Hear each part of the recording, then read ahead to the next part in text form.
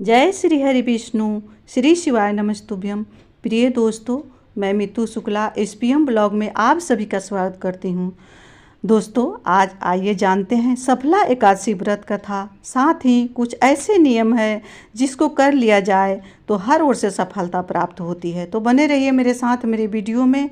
Please मेरी video अच्छी लगती है तो वीडियो को लाइक करेंगे, चैनल को सब्सक्राइब करेंगे, बेल आइकन को प्रेस करेंगे, जिससे मेरी वीडियो का न्यू नोटिफिकेशन सबसे पहले आप सभी के पास पहुँचे। सफला एकादशी व्रत कथा यानी सफलता हर ओर से दिन आने वाली है।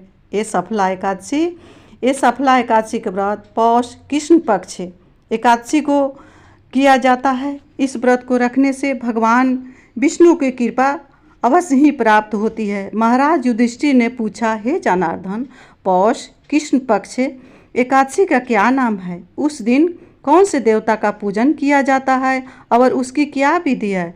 कृपया करके मुझे बताएं। भक्त वत्सल भगवान श्री कृष्ण कहने लगे कि हे धर्मराज, मैं तुम्हारे स्नेह के कारण तुमसे कहता हूँ कि एकादशी व्रत के अतिरिक्त मैं अधिक से अधिक दक्षिणा पाने वाले यज्ञ से भी प्रसन्न नहीं होता हूँ। अतः इसे अत्यंत भक्ति और श्रद्धा से युक्त होकर करें।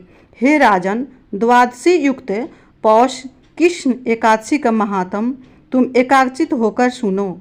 इस एकादशी का नाम सफला एकादशी है। इस एकादशी के देवता श्री नारायण है।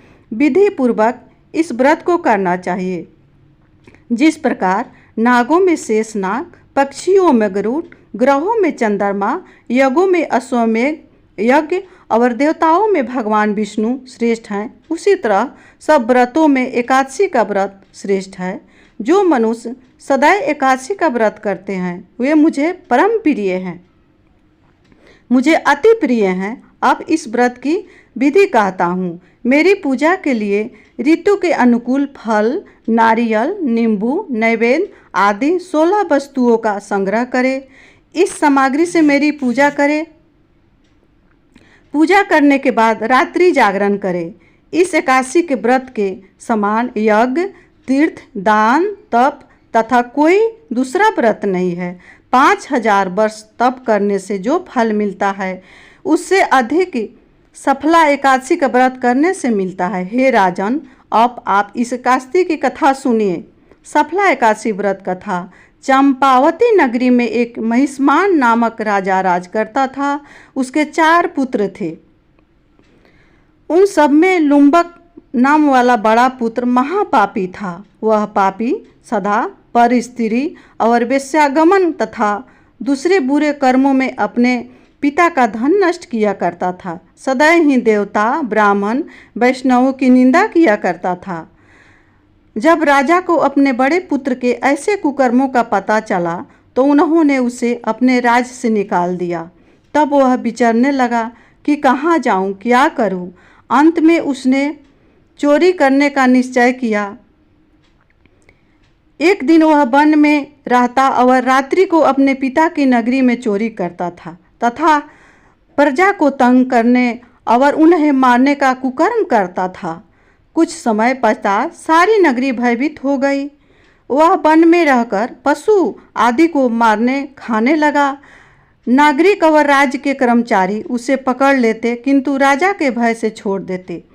वन में एक अति प्राचीन विशाल पीपल का वृक्ष था। लोग उसकी भगवान के समान पूजा करते थे। उसी वृक्ष के नीचे वह महापापी लुम्पक रहा करता था। इस वन को लोग देवताओं की क्रीड़ा स्थली मानते थे। कुछ समय पश्चात पौष कृष्ण पक्ष की 10वीं तिथि के दिन वह वस्त्रहीन होने के कारण शीत के चलते सारी रात्रि सो नहीं सका। लुम्बक को सारी रात्रि नींद नहीं आई क्योंकि उसके बदन पर वस्त्र नहीं थे, वो वस्त्रहीन था। उसके हाथ पैर अकड़ गए। सूर्योदय होते होते वह मूर्छित हो गया। दूसरे दिन एकादशी को मध्याह्न के समय सूर्य की गर्मी पाकर उसकी मूर्छा दूर हुई। गिरता पड़ता वह भोजन की तलाश में निकला। पशुओं को मारने में वह समर्थ नहीं था, अतः पेड़ों के नीचे गिरे हुए फल उठाकर वापस उसी पीपल वृक्ष के नीचे आ गया। उस समय तक भगवान सूर्य अस्त हो चुके थे। वृक्ष के नीचे फल रखकर कहने लगा, हे भगवान, अब आपके ही अर्पण है ये फल, आप ही तृप्त हो जाइए।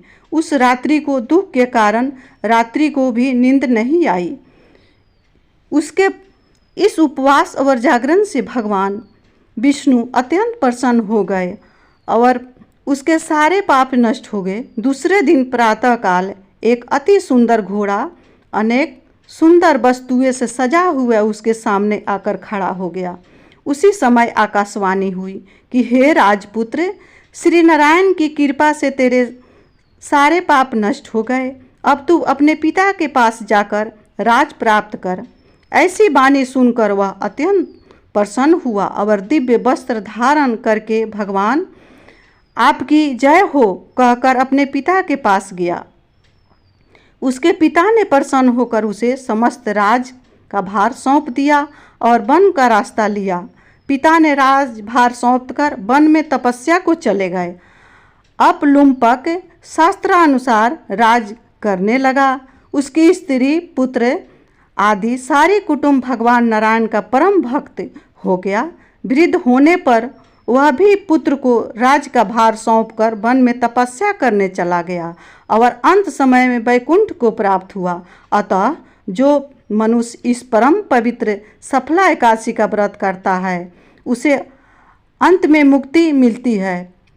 जो नहीं करते वे पूंछ और सींगों के सहित रहित पशुओं के समान है। इस सफला एकादशी के महात्म को सुनने श्रवण करने से मनुष्य को अश्वमेध जग का फल प्राप्त होता है।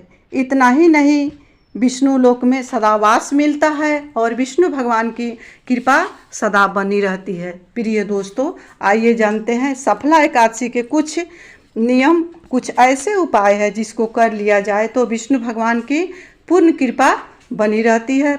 तो सफला एकादशी के दिन पहला नियम, सबसे पहले 1 लोटे जल में, अपने घर का ही जल हो, थोड़ा सा गंगा का जल मिला करके उसमें हल्दी थोड़ा सा डाल करके विष्णु भगवान का माना जाता है वास केले के वृक्ष के जड़ में, तो उस जल को केले के वृक्ष में अर्पण करे और अपनी मनोकामना विष्णु भगवान से बोले। ये पहला उपाय है। इसको अगर कर लिया जाए तो मनुष्य को हर ओर से सफलता मिलती है।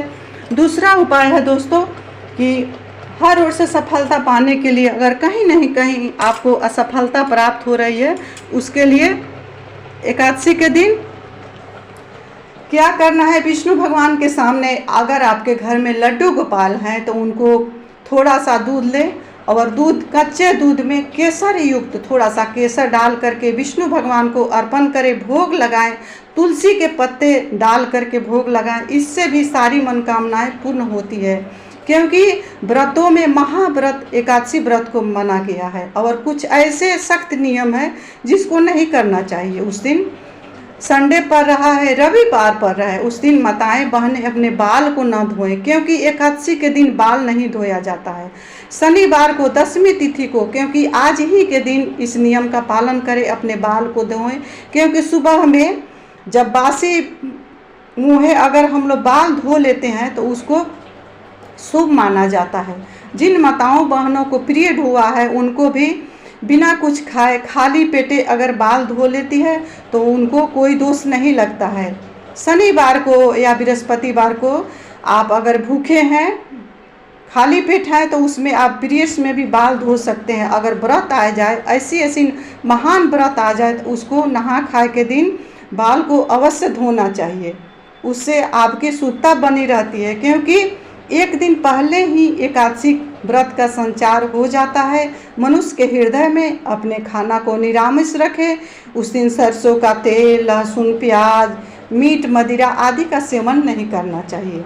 अगर आपके घर में आपसे बड़े हैं, बच्चे हैं, उनसे स्नेह करें, बड़े का आदर करें। एकादशी के दिन कम बोले, हो सके तो उस दिन किसी का निंदा, चुगली, द्वेष से बचें। और विष्णु भगवान के भोग में अन्न का भोग नहीं लगाना चाहिए।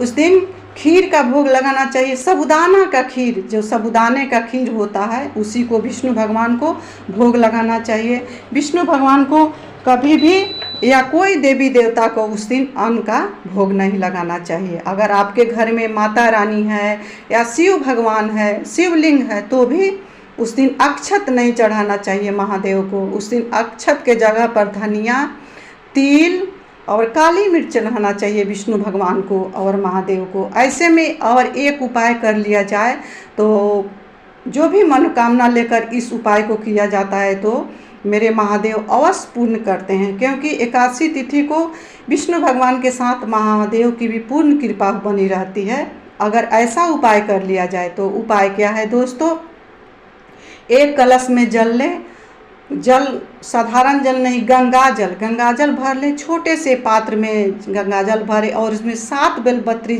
डाल करके जा करके शिव मंदिर में जा करके नंदी के उठे हुए पैर हैं उस पर जल को अर्पण करें, गंगा जल को, और 7 बेलपत्री को अपना नाम और गोत्र बोलते हुए महादेव को अर्पण करें। देखेंगे दोस्तों आपका जो भी बिगड़ा हुआ काम है, असफल हो रहा है, उसमें हर ओर से आपको सफलता मिलेगी। तो दोस्तों प्लीज़ मेरे वीडियो को लाइक करेंगे, चैनल को सब्सक्राइब करेंगे।